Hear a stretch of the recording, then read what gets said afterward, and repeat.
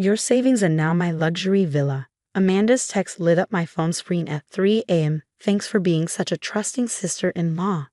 The view from my new balcony is going to be amazing. I stared at the message, my hand steady as I held my phone. The soft glow of my laptop was the only light in my home office, where I'd been waiting for this exact moment. Another text buzzed through. Don't bother checking your accounts. I've already transferred everything. Sweet dreams.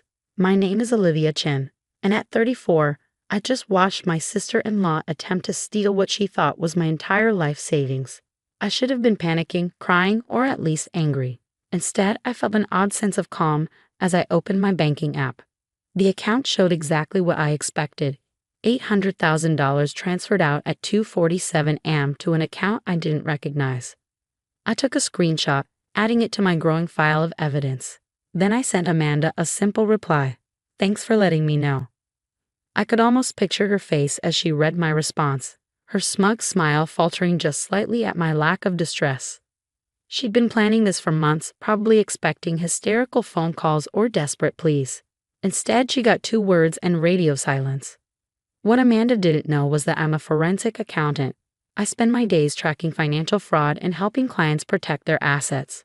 More importantly, she had no idea that the account she'd just emptied was a carefully crafted trap, set up 6 months ago when I first noticed her unusual interest in my finances. It started with casual questions at family dinners. How do you manage your money, Olivia? She'd ask, eyes sharp despite her relaxed tone. It must be nice having such a cushion to fall back on. My brother Mark, ever oblivious to his wife's schemes, would just smile and nod along. Then came the accidental glimpses of my bank statements when she visited, the careful mentions of her dream villa in the Mediterranean, and the not-so-subtle hints about family helping family. I recognized the signs. I'd seen them countless times in my work. The gradual gathering of information, the careful grooming of their target, the search for vulnerabilities. So I prepared. The account Amanda just emptied was real enough to withstand basic scrutiny. But every transaction had been carefully documented and reported to the authorities in advance. Each withdrawal she made would trigger automatic alerts to both my lawyer and the bank's fraud department. I opened my laptop and checked my secure email. Right on schedule, there were 3 notifications. One from the bank confirming suspicious activity, one from my lawyer acknowledging the predicted transfer, and one from the fraud investigation team requesting confirmation to proceed. My phone buzzed again. This time it was Mark, my brother. Olivia, we need to talk. Amanda told me what she did. Please don't do anything rash. She's just trying to give us a better life. I felt a familiar ache in my chest. Mark had always been protective of me after our parents died, but his marriage to Amanda 3 years ago had changed him. He'd become increasingly distant, defensive, and willing to justify Amanda's behavior, no matter how outrageous. Nothing rash, I typed back. Get some sleep, Mark. We'll talk tomorrow.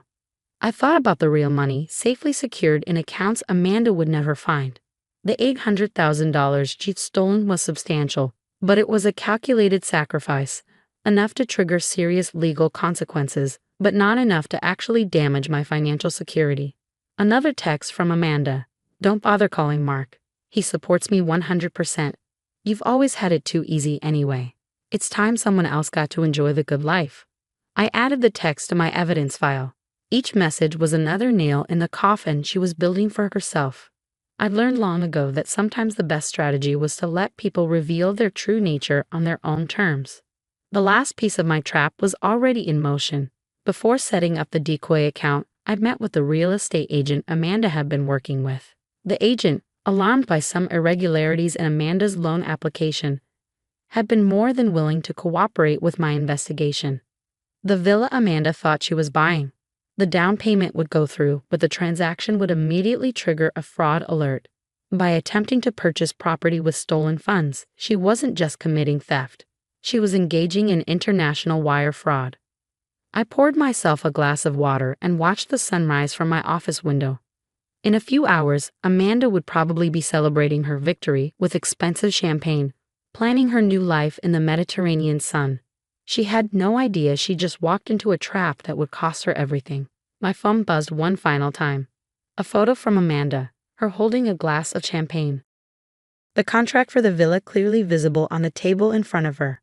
Au revoir, she wrote. Don't worry, I'll send you a postcard from my new villa. I smiled, saving the photo. In the background of her celebratory shot, I could clearly see the fraudulent wire transfer documentation. It was the final piece of evidence I needed. I sent one last text to my lawyer. She took the bait, everything proceeding as planned. Then I went to bed, sleeping soundly for the first time in months. Tomorrow would bring chaos, but for now I had the peace of knowing that sometimes the best revenge is simply being prepared. I woke up to 17 missed calls and 32 text messages. Amanda's celebratory tone from last night had shifted dramatically, replaced by increasingly frantic messages. What's wrong with the transfer? Why is the bank calling me? Answer or your fate told me. You did something, didn't you? I took my time getting ready, brewing my favorite coffee and settling into my home office before responding to anyone. The bank's fraud department had already sent their morning update. Amanda's attempt to wire the money internationally had been flagged and frozen. Her dream villa was slipping through her fingers. Mark's messages were different, a mix of anger and desperation. How could you do this to us? Amanda's crying. She said you set her up. We're family, Olivia. Family helps family. I thought about my brother, about the way he changed since meeting Amanda 3 years ago. He'd gone from my protective older brother to someone who enabled his wife's worst impulses, all in the name of family. At exactly 9 a.m., I called my lawyer, Sarah Douglas. Good morning, she answered, sounding pleased. I assume you've seen the notifications. The bank's fraud department is building quite a case. What's our next step? I asked, taking notes as she outlined the proceedings. The bank had frozen not just the stolen funds, but all of Amanda's accounts. The international wire transfer attempt had triggered multiple fraud alerts, and her previous financial activities were now under scrutiny. She's been busy, Sarah noted. The bank found evidence of other suspicious transfers. Looks like you weren't her first target, just her biggest. That didn't surprise me. In my work as a forensic accountant, I learned that financial predators rarely started with big scores. They built up to them, testing boundaries and perfecting their techniques. My doorbell rang at 10:30 a.m. Through the security camera, I saw Amanda standing there, makeup perfect but her designer outfit slightly disheveled. Mark hovered behind her, looking uncomfortable. I opened the door but blocked the entrance. Yes. How dare you? Amanda hissed, trying to push past me. You ruined everything. The bank froze all our accounts. The villa seller is threatening legal action. This is all your fault. I stayed calm, remembering the security cameras recording every moment. My fault. You tried to steal my savings, Amanda. Did you really think I wouldn't notice? Notice? You trapped me. She was practically screaming now. You set up that account on purpose. You wanted this to happen. Amanda, I said quietly, you just admitted to stealing my money. On camera, would you like to confess to anything else while you're here? She stepped back, finally noticing the security cameras. Mark put his hand on her shoulder, trying to pull her away. Olivia, please, he pleaded. We can work this out. Just tell the bank it was a misunderstanding. I looked at my brother, really looked at him. The confident, protective older brother I'd grown up with was gone, replaced by someone who would rather enable theft than face an uncomfortable truth. It's not that simple, I explained. The bank's fraud department is involved now. They found other suspicious transfers in Amanda's history. This goes beyond just me. Amanda's face went pale. You're lying. They can't look at my other accounts. They can when you attempt international wire fraud. Every transaction you've made in the last 7 years is being reviewed. Mark's hand dropped from Amanda's shoulder. Other accounts? Amanda, what is she talking about? But Amanda was already backing away, her carefully constructed world crumbling around her. This isn't fair. You had all that money just sitting there, and I needed it more than you did. The villa was supposed to be our fresh start. A fresh start built on stolen money? I shook my head. The police will be contacting you soon. I suggest you get a lawyer. As they left, I heard Amanda starting to cry, telling Mark none of this was her fault, that I was just jealous of their happiness. But I could see doubt creeping into my brother's expression for the first time. Inside, I found more messages waiting. The bank wanted to schedule a formal interview. The fraud department had uncovered transfers from at least 3 other victims. Sarah had already started preparing documentation for a civil suit. I sat down at my desk, pulling up the file I'd been building for months. Every suspicious question Amanda had asked about my finances, every accidental glimpse of my bank statements, every conversation about her dreams of Mediterranean luxury. It was all documented, painting a clear picture of premeditation. My phone buzzed with a text from Mark. The bank called. They're saying Amanda stole from other people too. Tell me you didn't know about this. I suspected, I replied honestly. That's why I was prepared. I don't know what to believe anymore, he wrote back. She's locked herself in our bedroom, calling everyone we know for loans. She keeps saying you tricked her, but did I miss something? Was I blind? My heart ached for him. Come over tomorrow, I suggested. We need to talk. Just us. That evening, I received an email from the villa's real estate agent. Amanda's wire transfer had been rejected, and they were filing their own fraud report. Her dream of Mediterranean luxury had officially died. More messages poured in as word spread. Other victims of Amanda's financial manipulation started coming forward, sharing similar stories. She'd taken advantage of family connections, used emotional manipulation, and always played the victim when confronted. I thought about the moment 6 months ago when I first suspected Amanda was targeting me. I could have confronted her then, could have warned her off, or exposed her schemes immediately. But years of working in forensic accounting had taught me that people like Amanda never stopped until they faced real consequences. By setting my trap and letting her walk into it, I hadn't just protected myself. I created an opportunity for all her victims to find justice. Sometimes the kindest thing you can do is let someone face the results of their own actions. As night fell, I sat in my quiet house, looking through old family photos. There was Mark at my college graduation, beaming with pride.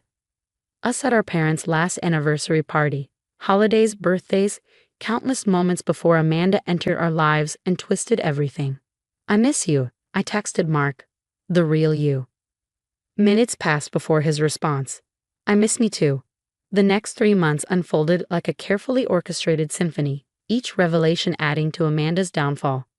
The bank's investigation uncovered a pattern of financial manipulation spanning 5 years. Beyond the 3 victims we initially knew about, 4 more came forward with similar stories. Mark showed up at my door one rainy evening, looking older than I'd ever seen him. The police interviewed me today, he said, slumping onto my couch. They showed me everything. All the transfers, the manipulation, the lies. How did I not see it? I handed him a cup of coffee and sat beside him. She was good at what she did. That's why she got away with it for so long. Did you know, he said, staring into his cup, she was planning to leave me once she had the villa? The police found emails to some guy in Greece. She was going to take the money and just disappear. I hadn't known that detail, but it didn't surprise me. Amanda had always seen Mark as a means to an end, a stepping stone to the luxury lifestyle she craved. The criminal charges came down like hammer blows. Multiple counts of fraud, attempted wire fraud, identity theft, and financial exploitation. Amanda's lawyer pushed for a plea deal, but the evidence was too overwhelming. My careful documentation, combined with the bank's investigation, had created an airtight case. 7 years, Mark told me after the sentencing, plus restitution to all the victims. He'd filed for divorce the week before, finally accepting that the woman he'd married was a carefully crafted illusion. My $800,000 was returned, though I'd never actually been at risk. The real satisfaction came from helping Amanda's other victims recover their losses. My testimony as a forensic accountant, combined with the evidence I gathered, ensured they all received restitution. Late one night, I received a letter from Amanda, sent from prison. You think you're so clever, setting me up like that. But you ruined everything. I had dreams, plans. That villa was supposed to be my fresh start. I hope you're happy with yourself, sitting in your perfect little house with your perfect little life.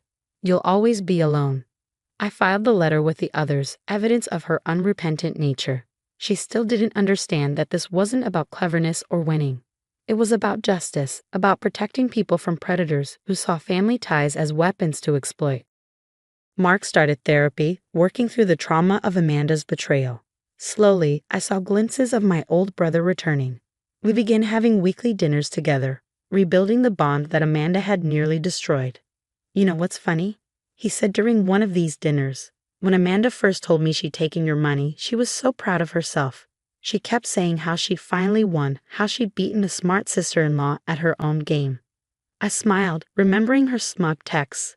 She never realized the game was already over before she started playing.